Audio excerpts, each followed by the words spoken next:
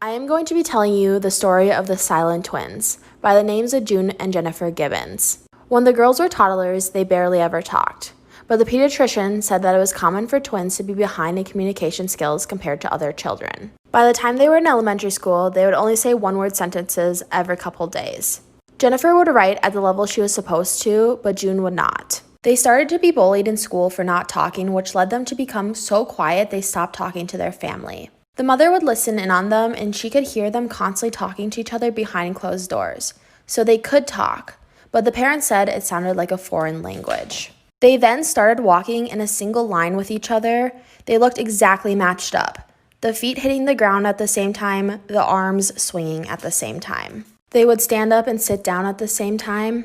Each bite of food and each drink would be taken at the same time. They were perfectly mirroring each other in every single movement. Stay tuned for part 2.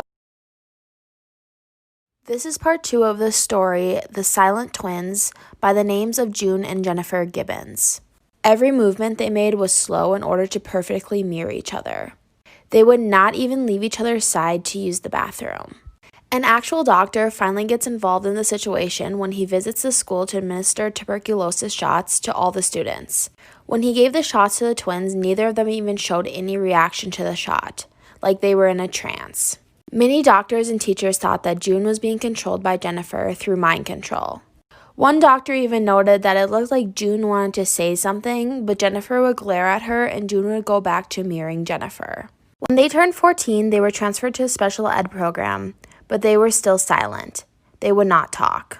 Eventually, therapists made the decision to separate the twins, but the twins hated this idea so much and decided to finally break their silence in order to not be separated. Stay tuned for part 3. This is part 3 of The Silent Twins by the names of June and Jennifer Gibbons.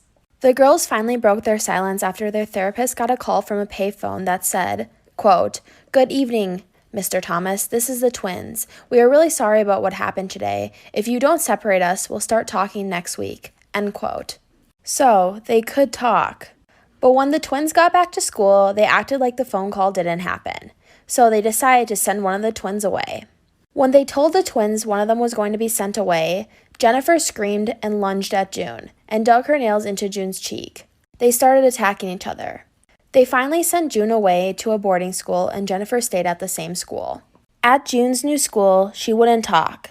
She started to refuse to move, eat, and drink. All she did was cry.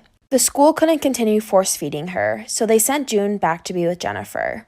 Stay tuned for part 4. I'm posting it tonight. This is part 4 of the story of the Silent Twins, by the names of June and Jennifer Gibbons. Once they sent June to be back with Jennifer, the staff at the school decided to release them from school at only 16 years old.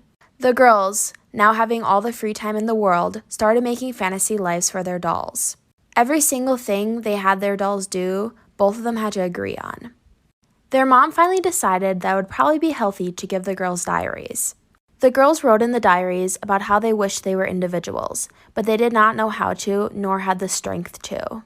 Finally, when they were 17 years old, they decided that they needed to experience life. The best way to do this, they thought, was to get boyfriends. But every time they would encounter boys, they couldn't get up the courage to break their silence.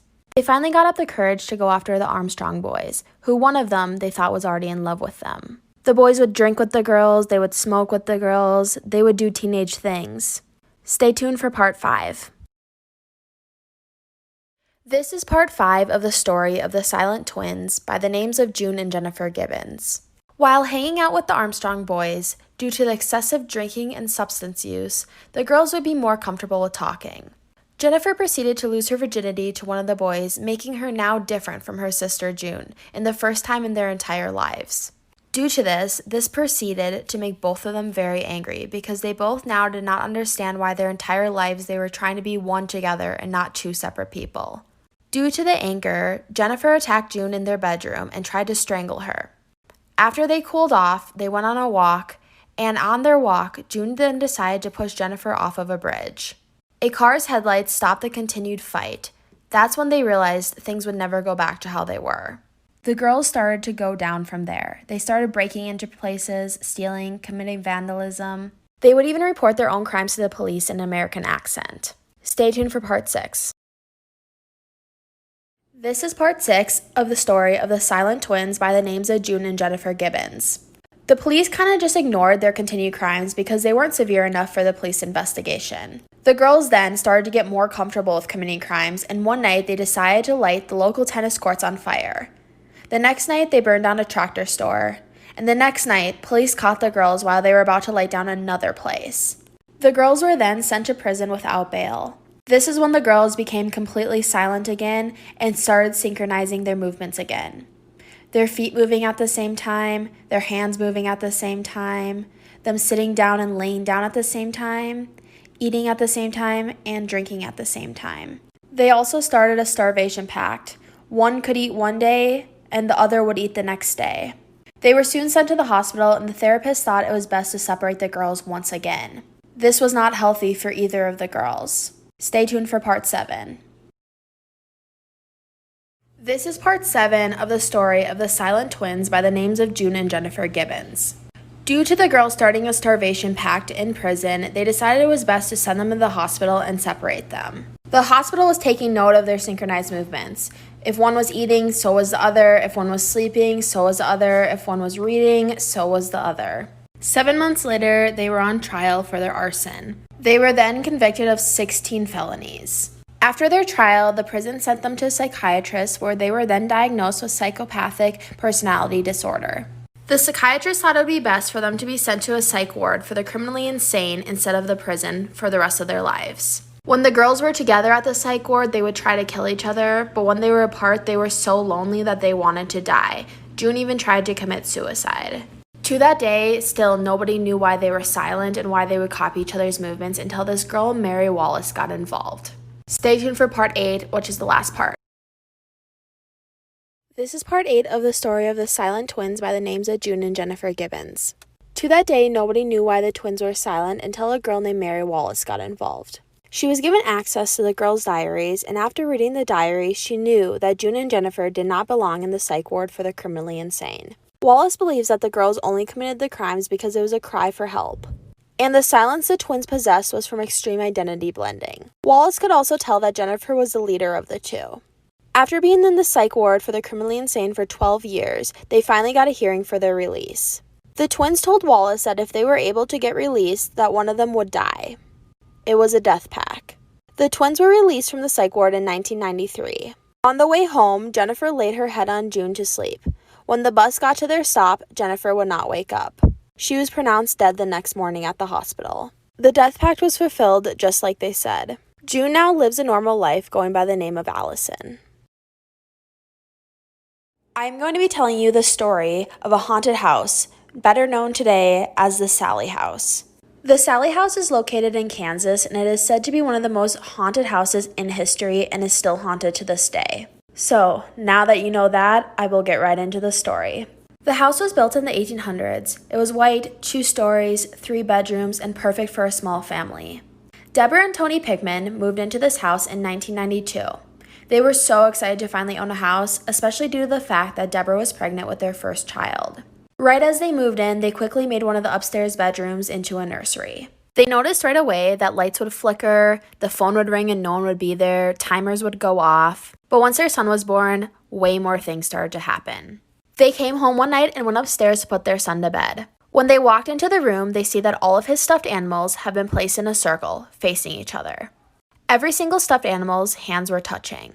Stay tuned for part 2. This is part 2 of the true story of one of the most actively haunted houses in America, known as the Sallie House. Deborah and Tony Pickman walked into their baby boy's room to see all of his stuffed animals had been placed into a circle facing each other. All of their hands were touching. Deborah was just convinced that someone was messing with them. The couple put the stuffed animals back on the shelf and turned the light off in the nursery. They walked downstairs, and a couple minutes later, they realized the light in the nursery had been turned back on.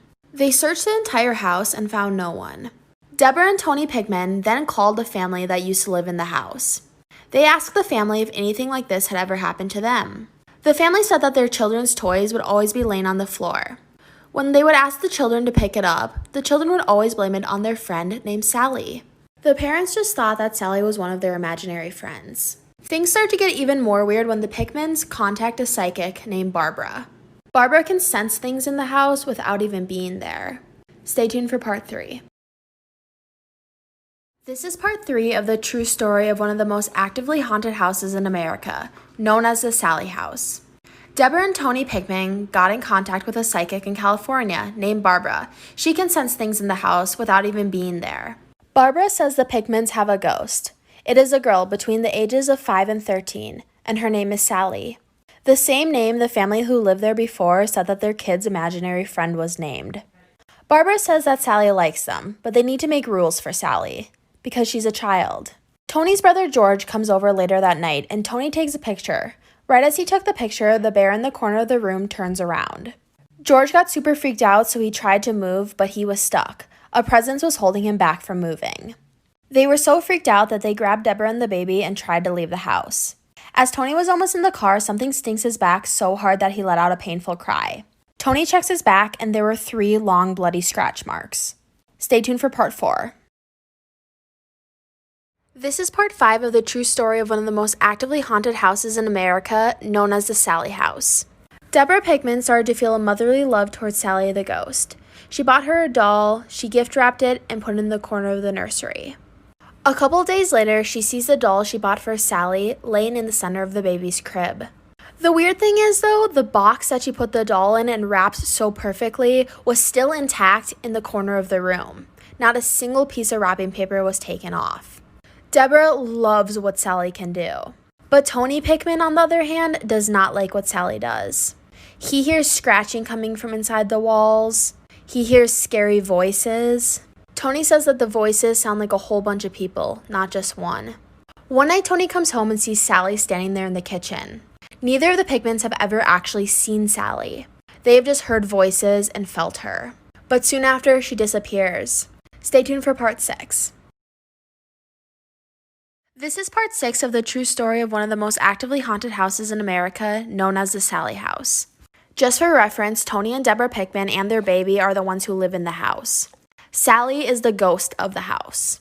Tony comes home from work and sees Sally standing there in the kitchen. None of them have actually ever seen Sally, but Sally was standing there in an old white dress. Just a couple seconds later, though, she disappears. Tony doesn't believe that this is just a little girl. He thinks it is more sinister than that. A couple months later, the Pickmans invited some friends over for dinner. As they were sitting in their living room, something scratches Tony's forehead so hard that it draws blood. Everyone watched the scratch go across his forehead, but no one saw what caused it. That same night, Tony had a dream that someone dragged him out of bed by the wrists. He woke up the next morning to bruises and blisters on his wrists in the form of child fingerprints. The family takes Christmas photos and sees a large, eerie figure in the photo. But it's not Sally. Stay tuned for part 7. This is part 7 to the true story of one of the most actively haunted houses in America, known as the Sallie House. For reference, Tony and Deborah Pickman are the people who live in the house with their baby. Sally is the ghost of the house. The Pickmans take their Christmas photos, and there's a large, eerie figure in one of the photos. But it's not Sally. They send it to a psychic, and the psychic says the person in the photo is an old woman. Tony was taking a nap one day when dust particles started to come together and form the shape of an old lady. The door slammed shut and everything in the room started to shake. It looked like the woman was about to strangle him. He crawls out of the bed towards the door, but the door won't open. But Deborah didn't even hear a thing from downstairs. A television show that specializes in ghost sightings hears about the Pickmans and wants to come to their house. The producers got there and they started filming right away. The first day of filming, something attacked Tony and left 3 large scratch marks in his arm. Tony was attacked a total of 11 times on just the first day of filming. Stay tuned for part 8.